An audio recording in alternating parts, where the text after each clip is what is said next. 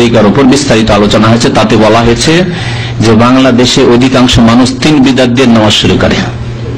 3 বিদআত দিয়ে, সুন্নাত দিয়ে শুরু করেন না, একটা বিদআত দিয়ে। আবার এক বিদআত না, 1 2 3, হ্যাঁ, বিদআতের বেড়া আর বেড়া, প্রাচীর আর প্রাচীর। কেমন করে কবুল হবে? যেখানে নবী সাল্লাল্লাহু আলাইহি ওয়াসাল্লাম বলছেন যে মান আমিলা আমালান লাইসা আলাইহি আমরুনা ফাহুয়া রাদ্দুন, মায়াস রাদিয়াল্লাহু তাআলা হাদিস বর্ণনা করেছেন যে যেই ব্যক্তি এমন কোন আমল করবে যেটি নবী সাল্লাল্লাহু আলাইহি ওয়াসাল্লামের তরিকায় নয়, সেটি হচ্ছে প্রত্যাখ্যাত মরদুদ। আর শুরু করে নামাজ প্রথম নামাইতো পড়ে, উর্দু ভাষায় বলে মাই নিয়াত করতা হুঁ ওয়াস্তে আল্লাহ কে, হ্যাঁ, এরকম করে। বাঙালিরা আবার আরবিতে মুখস্থ করে 6 মাসে 1 বছর ধরে, আর নিয়ত মুখস্থ নেই, সেজন্য ফরজ নামাজ তরকরি কুপুরিও করে। কি করবো না, নিয়ত মুখস্থ নেই, নামাজ পড়া না কেন? নিয়ত মুখস্থ নেই, বিদআত মুখস্থ নেই, সেজন্য ফরজ আদায় করে না। বিদআত মুখস্থ নেই, সেজন্য ফরজ আদায় করে না, কুফরি করে। আউযুবিল্লাহ। নামাইতে পড়া এক বিদআত। 2 নম্বর বিদআত হচ্ছে মুক্তাদি হইলে ইক্তাদাইতু বিহাযাল ইমাম, হ্যাঁ, দ্বিতীয় নিয়ত এটা ইক্তেদা করার নিয়ত। আর ইমাম বলবে আনা ইমামুল লিমান হাজারা ওয়া লাম ইয়াহজুর, যারা হাজির হয়ে গেছে, যারা পরে আসবে তাদের সবার ইমাম হইলাম, হ্যাঁ, ও এক বিদআত করলো।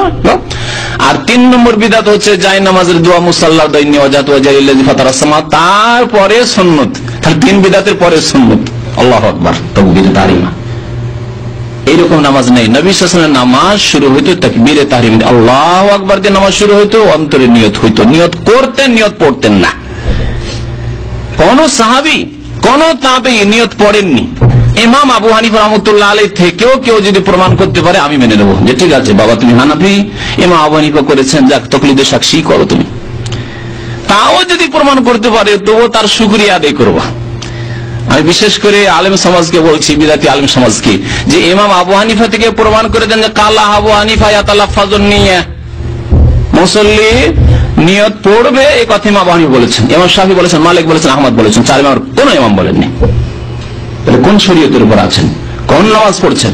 না নবী সাল্লাল্লাহু আলাইহি ওয়াসাল্লাম নামাজ হইল, না হানাফি নামাজ হইল, না শাফি নামাজ হইল, না মালিকি নামাজ হইল, না হাম্বলি নামাজ হইল, ডুপ্লিকেট হানাফি নামাজ হইল। জালিয়াতি, মাযহাবের নামে জালিয়াতি, খবরদার এরকম কাজ করবেন না। তারপরে ইন্নী ওয়াজহাতু ওয়াজহিয়া সম্পর্কে বলেছি, হাদিস পড়ে, 2টি হাদিস মুসলিম শরীফে রয়েছে। নবী সাল্লাল্লাহু আলাইহি ওয়াসাল্লাম ইন্নী ওয়াজহাতু পড়তেন কখনো কখনো কোনখানে? তাকবীরে তাহরিমা দিলেন, তারপরে হাত বাঁধলেন, তারপরে ইন্নী ওয়াজহাতু ওয়াজহিয়া লিল্লাযী ফাতারাস সামাওয়াতি ওয়াল আরদা কখনো পড়তেন, কখনো আল্লাহু বাইত বাইনি ওয়া বাইনা খাতায়া কামা বা'তা বাইনাল মাশরিক ওয়াল মাগরিব, এটা পড়তেন, সহিহ বুখারীতে রয়েছে। কখনো পড়তেন সুবহানাকা আল্লাহুম্মা ওয়া বিহামদিকা ওয়া তাবারাকা ইসমুকা ওয়া তাআলা জাদ্দুকা ওয়া লা ইলাহা গায়রুকা।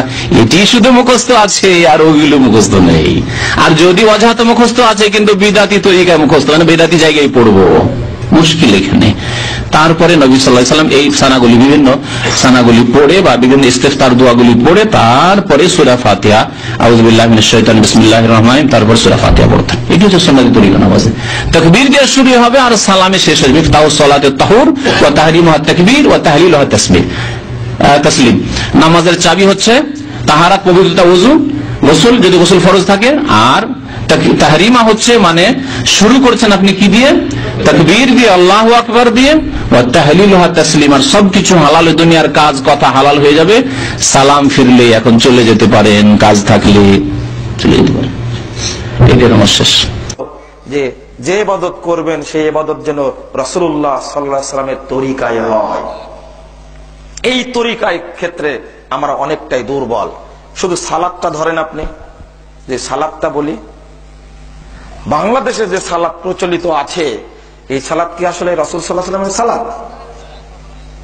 অথচ আল্লাহ নবী শর্ত করছেন, সহিহ বুখারী 631 নম্বর হাদিস, প্রথম খণ্ডের 88 পৃষ্ঠা, মূল বুখারী, সল্লু কামা রাআইতুমুনি উসাল্লি, ওইভাবেই সালাত আদায় করো যেভাবে আমাকে সালাত আদায় করতে দেখছো। এই সালাত জানাজা হোক, এই সালাত ইদাইন হোক, এই সালাত বেতের হোক, তাহাজ্জুদ হোক, তারাবি হোক, সুন্নাত হোক, ফরজ হোক, সব সালাত আদায় করা লাগবে একজন ব্যক্তির তরিকার। তার নাম কি?